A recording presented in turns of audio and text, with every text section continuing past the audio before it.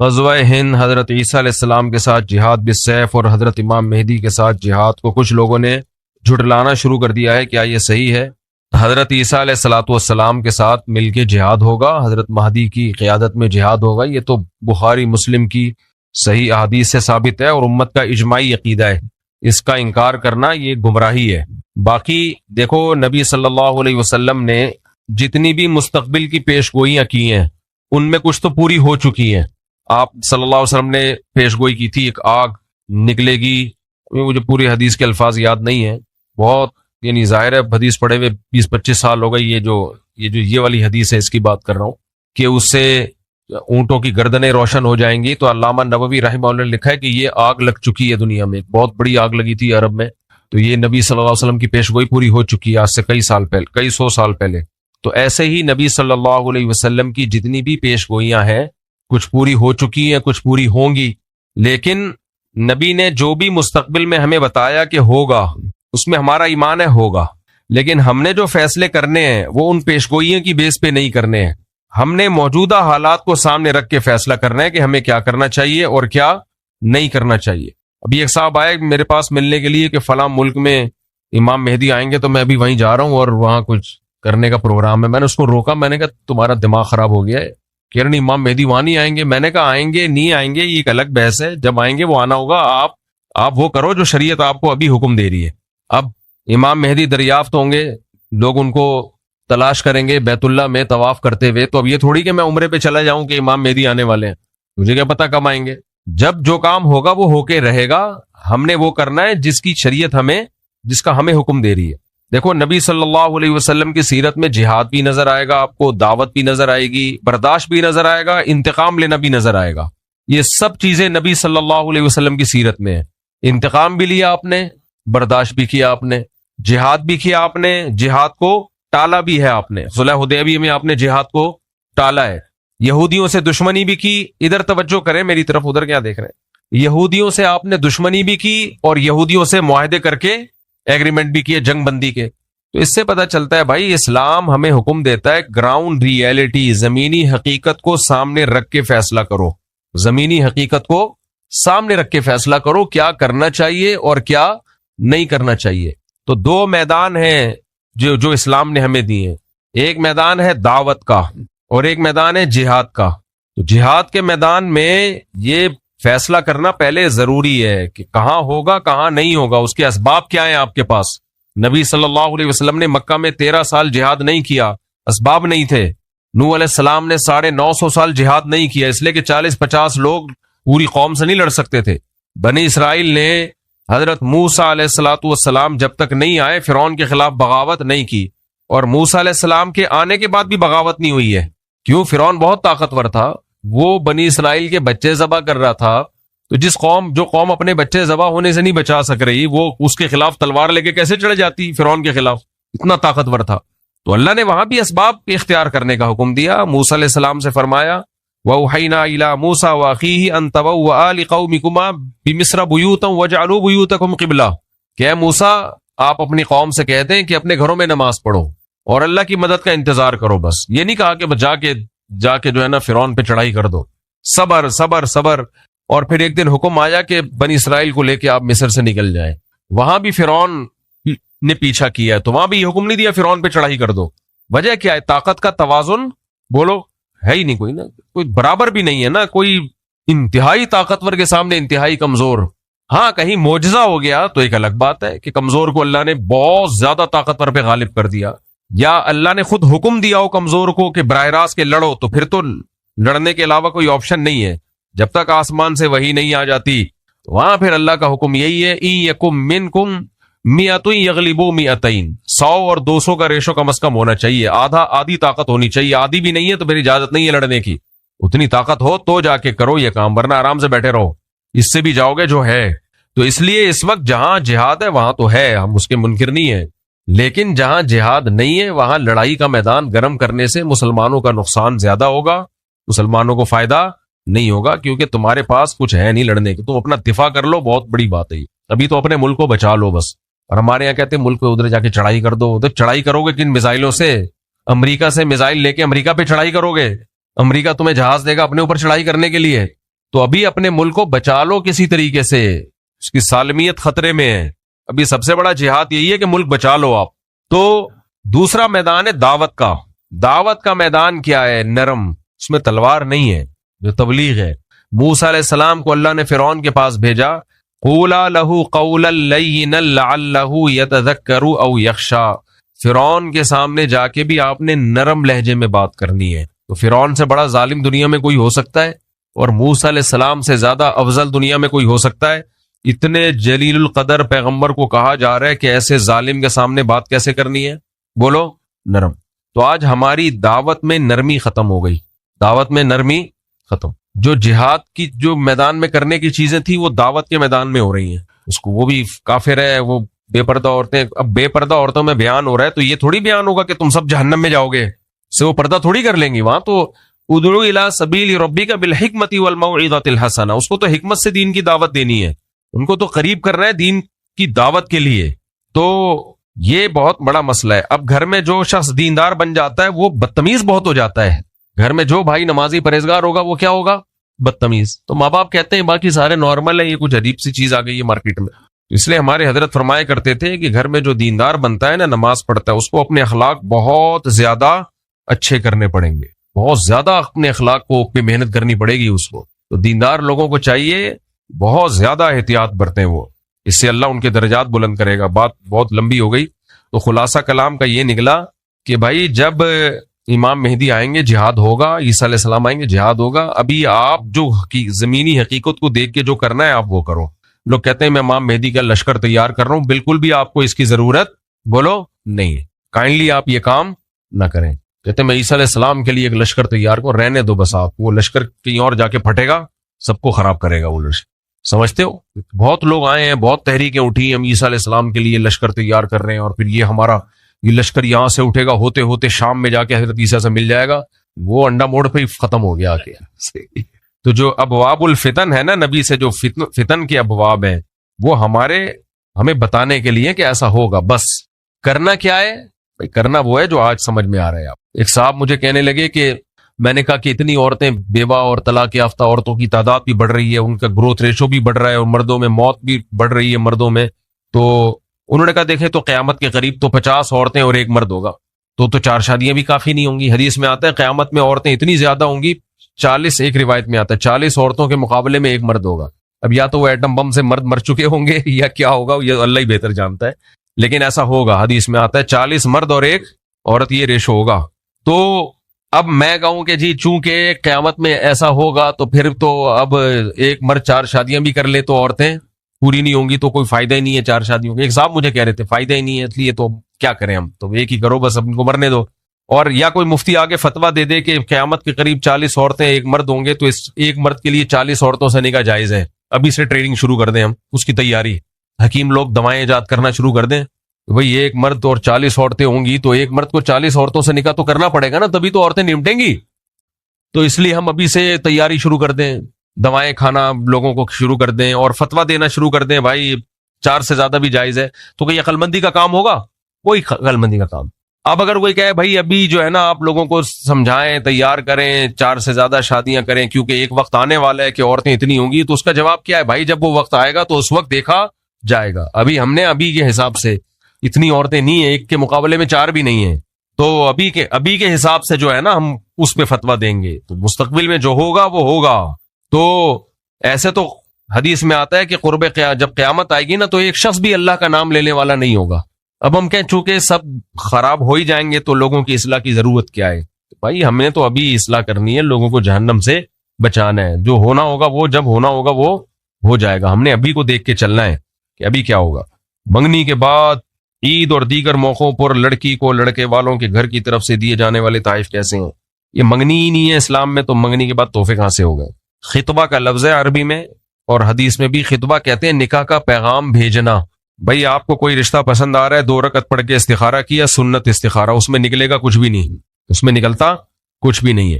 استخارہ ایک دعا ہے، اللہم ان کنت تعلم ان ھذا الامر خیر لی فی دینی ومعاشی وعاقبۃ امری فاقدرہ لی. اللہ مقدر کر دے اگر یہ بہتر ہے.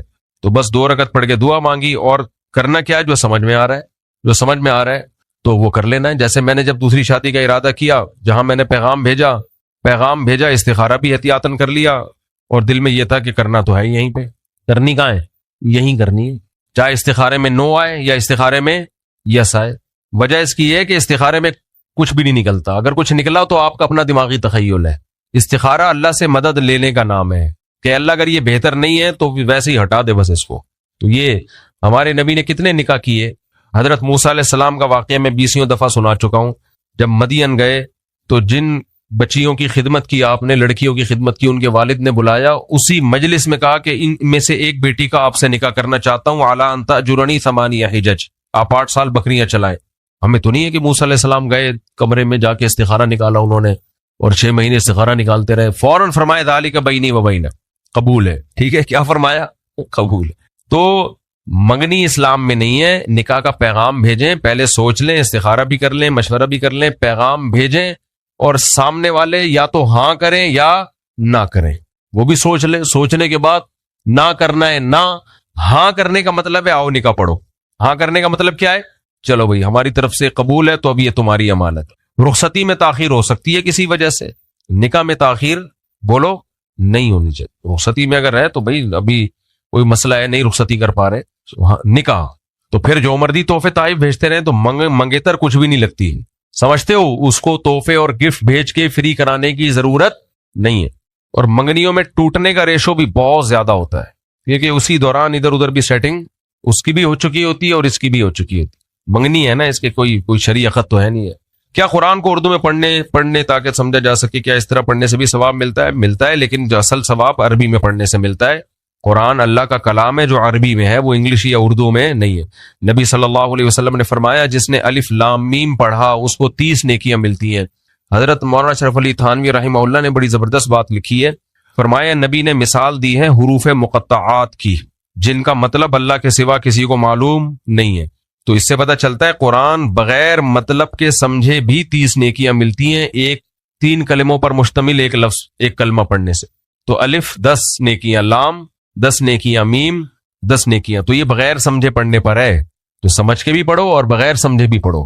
آپ جو مطالعہ کرتے ہیں نا قرآن کا، اس پہ تلاوت کا ثواب نہیں ملتا، ٹھیک ہے، تفسیر سمجھنے کا ثواب مل جاتا ہے، تو تلاوت کا ثواب جب بھی ملتا ہے۔ اچھا، میری تفسیر کے لیکچر ہیں مفتی طارق مسعود اسپیچز جو ہمارا چینل ہے، تو اس پہ جا کے وہ لیکچر سنیں شروع سے، اس سے قرآن انشاءاللہ آپ کو قرآن کی زبان میں سمجھ میں آئے گا۔ تو تفسیر بھی پڑھا کریں، تلاوت بھی کیا کریں۔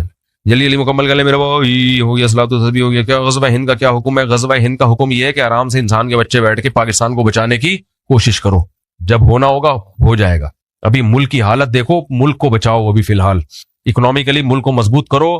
کھانے کو روٹی نہیں ہے لوگوں کے پاس، دھماکے کتنے ہو رہے ہیں، دہشت گرد، ادھر دہشت گردوں کو کچھ ڈاکو آئے تھے، ان کو پکڑ کے اللہ کا شکر ہے لوگوں نے اگلے پچھلے سب گناہ ان کے معاف کر دیے۔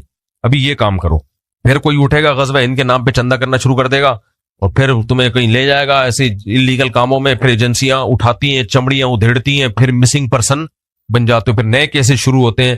آرام سے انسان کے بچے بنو، پڑھائی کرو، نماز پڑھو، روزہ رکھو، تبلیغ میں وقت لگاؤ، لوگوں کو دین کی دعوت دو تبلیغ میں نکل کے، اور ملک کو بچانے کی بات کرو۔ پیشاب کے قطروں کا گمان ہوتا ہو تو وضو کا کیا حکم ہے؟ گمان سے وضو نہیں ٹوٹتا۔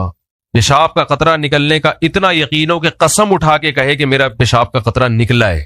بعض لوگ کہتے ہیں ہم کنفیوز ہیں، قسم اٹھائیں کہ نہیں اٹھائیں، اس کا مطلب نہیں اٹھا سکتے آپ، 100% یقین ہو پھر وضو ٹوٹے گا۔ کیا پب جی وغیرہ انہوں نے صحیح ٹائم ویسٹنگ ہے بھائی، برائی ہے یہ، اس کو سے بچاؤ اپنے آپ کو۔ بس آخری 2 سوال رہ گئے، بھی ہو گئے۔ کیا صلاۃ التسبیح مستند عمل ہے؟ صلاۃ التسبیح اختلافی مسئلے مت چھیڑا کرو رمضان میں خاص طور پہ، پھر جب چھیڑتا ہوں تو پھر کمنٹس آنا شروع ہوتے ہیں، پوچھ لیا ہے تو بتا دیتا ہوں۔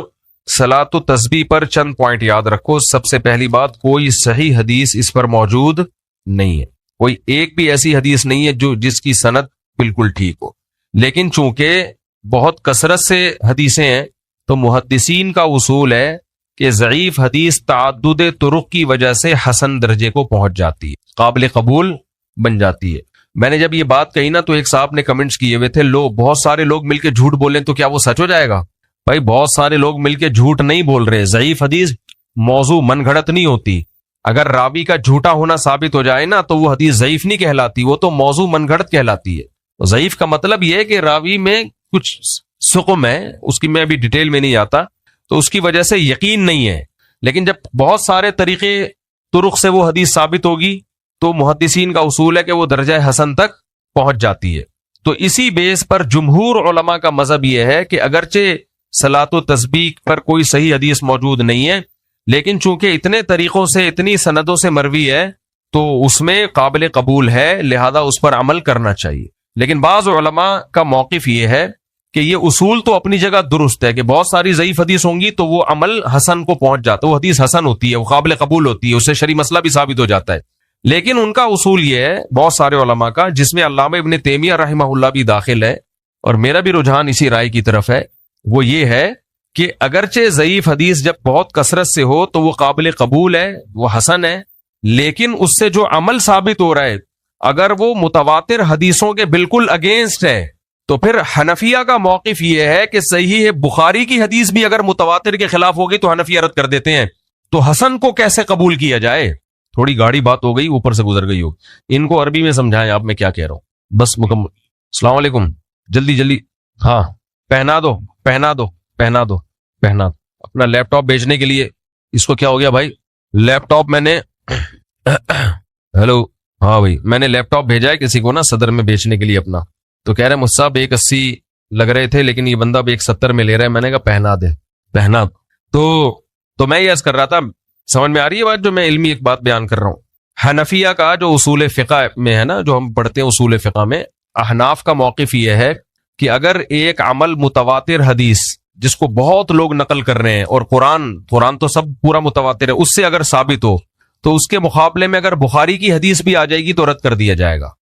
یہ احناف کا موقف ہے جو بہت 100% یقینی ہے، اس کو لیا جائے گا. تو اب یہ جو ہم نماز پڑھتے ہیں ڈیلی بیسس پہ، رکوع میں تسبیحات، سورہ فاتحہ پڑھی، پھر اس کے بعد سورت ملا کے فوراً رکوع کرتے ہیں، تو متواتر حدیثوں سے جو نماز ثابت ہے اس نماز سے یہ پتہ چلتا ہے کہ آپ تلاوت اور رکوع میں تاخیر نہیں کر سکتے. اگر آپ نے تاخیر کی سجدہ سہو لازم ہو جائے گا، آپ کے اوپر سجدہ سہو لازم ہوگا. اور اسی طرح سورہ فاتحہ اور سورت کے درمیان میں وقفہ تاخیر نہیں کر سکتے، کیا تو سجدہ سہو لازم ہو جائے گا. یہ متواتر احادیث سے ثابت ہے یہ بات.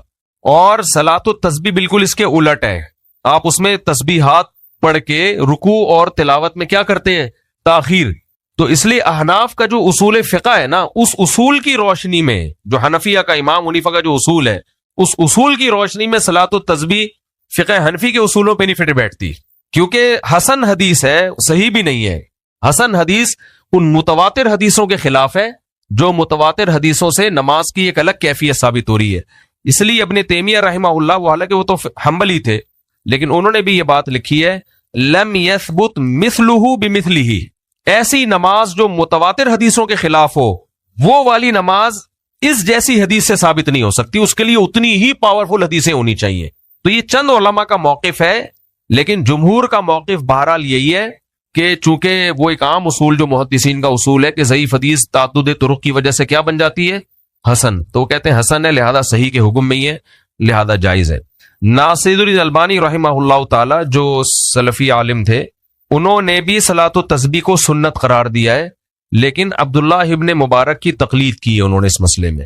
انہوں نے کہا کہ اگرچہ حدیثیں ضعیف ہیں لیکن عبداللہ ابن مبارک چونکہ اس کے قائل تھے اور وہ بہت بڑے محدث ہیں، تو عبداللہ ابن مبارک جیسا محدث اگر اس کا قائل ہے تو ہم اس کا انکار نہیں کر سکتے. تو ہم یہ کہتے ہیں یہی تو تقلید ہے، اسی کو کیا کہتے ہیں؟ تقلید. تو یہ تقلید جب ابو حنیفہ کی ہو تو حرام ہے، اور البانی کی ہو تو جائز ہے، کیسے ہو سکتا ہے یہ؟ لیکن علامہ البانی پھر بھی بہت معتدل تھے، تقلید کے معاملے میں بھی بہت معتدل تھے وہ. تو اگر کوئی ان کی رائے کو فالو کرتا ہے کہ بھئی عبداللہ ابن مبارک اس کے قائل تھے تو بھی ہمیں کوئی اعتراض نہیں ہے. تو اختلافی مسئلہ ہے، اس میں شدت جائز نہیں ہے. لہذا میں خود تو نہیں پڑھتا، لیکن اگر کوئی پڑھ رہا ہو تو اسے فضیلت بھی سنا دیتا ہوں، اور جمہور کے موقف پر عمل کر رہا ہے تو اس کو بدعت کہنا جائز نہیں ہے. یہ میرے منہ سے کبھی نہیں نکلا کہ صلاۃ التسبیح بدعت ہے. تو میرا موقف یہی ہے کہ جو عام نمازیں ہیں، جتنی دیر صلاۃ التسبیح میں لگے گی اتنی دیر وہی والی نماز میں لگا دو. لیکن اگر کوئی پڑھ رہا ہے تو بدعت ہی نہیں کہہ سکتے، اور اللہ کی رحمت سے امید بھی کی جائے گی کہ اس کو وہ اجر ملے گا جو روایات میں آتا ہے، کیونکہ جمہور کی رائے پر عمل کر رہا ہے، وہ کالعدم نہیں.